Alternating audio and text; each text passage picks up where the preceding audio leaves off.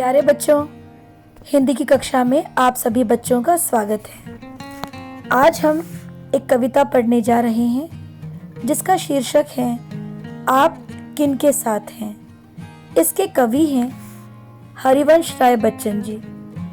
अपनी इस कविता को शुरू करने से पहले मैं आप सभी बच्चों से निवेदन करती हूँ कि आप मेरे चैनल को ज़रूर सब्सक्राइब कीजिए, मेरे वीडियोस को लाइक और शेयर ज़रूर कीजिए, बेल आइकन को प्रेस कीजिए जिससे आपको मेरे वीडियोस के डेली नोटिफिकेशन मिलते रहेंगे। आपका बहुत बहुत धन्यवाद अपने प्रेम और सहयोग के लिए। तो आइए हम अपनी कविता शुरू करते हैं। आप किन के साथ हैं। मैं हूँ उनके साथ खड़ी जो सीधी रखते अपनी रीढ़, कभी नहीं जो तज सकते हैं अपना न्यायोचित अधिकार, कभी नहीं जो सह सकते हैं शीश नवाकर अत्याचार। एक अकेले हो या उनके साथ खड़ी हो भारी भीड़, मैं हूँ उनके साथ खड़ी जो सीधी रखते अपनी रीढ़। निर्भय होकर घोषित करते जो अपने उद्गार विचार, जिनकी जिह्वा पर होता है उनके अंतर का अंगार, नहीं जिन्हें चुप कर सकती हैं अत्याचारियों की शमशीर। मैं हूँ उनके साथ खड़ी जो सीधी रखते अपनी रीढ़। नहीं झुका करते जो दुनिया से करने को समझौता, ऊंचे से ऊंचे सपनों को देते रहते जो न्योता। दूर देखती जिनकी पैनी आंख भविष्य का तमतीर, मैं हूँ उनके साथ खड़ी जो सीधी रखते अपनी रीढ़। जो अपने कंधों पर्वत से बढ़ टक्कर लेते हैं, पथ की बाधाओं को जिनके पांव चुनौती देते हैं, जिनको बांध नहीं सकती है लोहे की बेड़ी जंजीर, मैं हूँ उनके साथ खड़ी जो सीधी रखते अपनी रीढ़। जो चलते हैं अपने छप्पर के ऊपर लुका धरकर, हार जीत का सौदा करते जो प्राणों की बाजी पर कूद उद्धी में नहीं पलटकर, जो फिर ताका करते तीर, मैं हूँ उनके साथ खड़ी जो सीधी रखते अपनी रीढ़।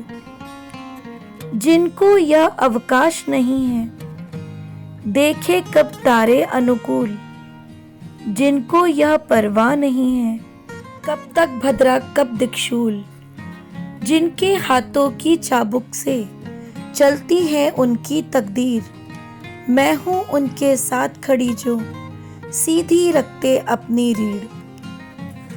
तुम हो कौन कहो जो मुझसे सही गलत पथ लो तो जान, सोच सोच कर पूछ पूछ कर बोलो कब चलता तूफान। सतपथ है वह जिस पर अपनी छाती ताने जाते वीर, मैं हूँ उनके साथ खड़ी जो सीधी रखते अपनी रीढ़। प्यारे बच्चों, जीवन में कर्मों का विशेष महत्व है। जो मनुष्य साहस, उद्योग और निर्भयता से जीवन में आने वाली चुनौतियों का सामना करता है, उसी को सफलता मिलती है। कर्मवीर वही है जो भाग्य के भरोसे न बैठकर स्वयं अपना भाग्य निर्मित करता है। प्यारे बच्चों, इस कविता की पंक्तियों से कवि श्री हरिवंश राय बच्चन जी यह समझाना चाहते हैं कि वीर तथा सच्चे पराक्रमी भाग्य रेखा या नक्षत्रों के सहारे नहीं चलते। यानी यदि कोई उन्हें नक्षत्रों के अनुसार किसी दिशा में जाना मना कर दे तो भी उनके कदम रुकते नहीं हैं। वे तो अपनी तकदीर स्वयं ही लिखते हैं। उन्हें क्या करना है, कहाँ जाना है, इसका निर्णय वे स्वयं ही लेते हैं। केवल लक्ष्य पर पहुंचना चाहते हैं। भाग्य के भरोसे केवल हाथ पर हाथ रखकर नहीं बैठते। आगे बढ़ते रहना और विजय पाना ही उनके जीवन का उद्देश्य होता है। कवि कहना चाहते हैं कि वीर लोग यदि एक बार कठिनाइयों रूपी समुद्र में कूद जाएं, तो फिर वे आसान या सरलता रूपी किनारों को नहीं ढूंढते।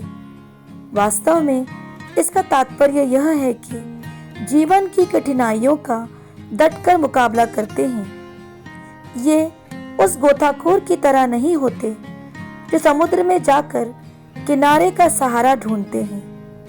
इन्हें तो मुश्किलों से लड़ना आता है।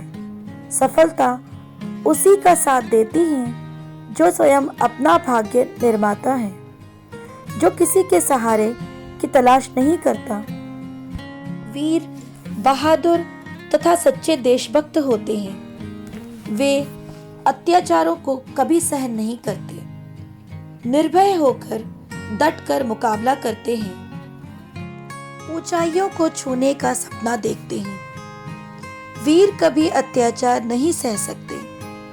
वीर की पैनी नजर भविष्य के अंधकार को चीर कर आगे बढ़ने का रास्ता दिखाती है, प्रगति के पथ पर चलना सिखाती है। वीरों के रास्ते में कितनी ही बाधाएं रुकावटें आए, वे चिंता नहीं करते।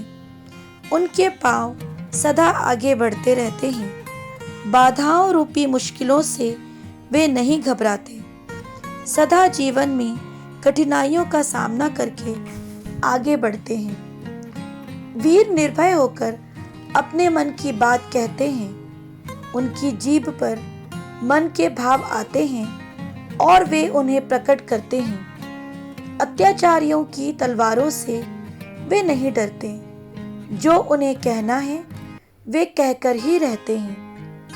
लोहे की बड़ी जंजीरें भी उन्हें बांध नहीं सकती।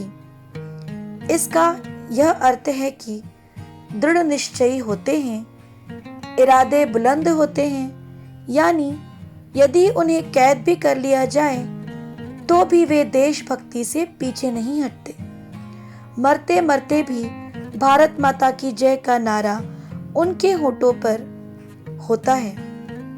भगत सिंह, सुखदेव तथा राजगुरु इसके साक्षात उदाहरण हैं।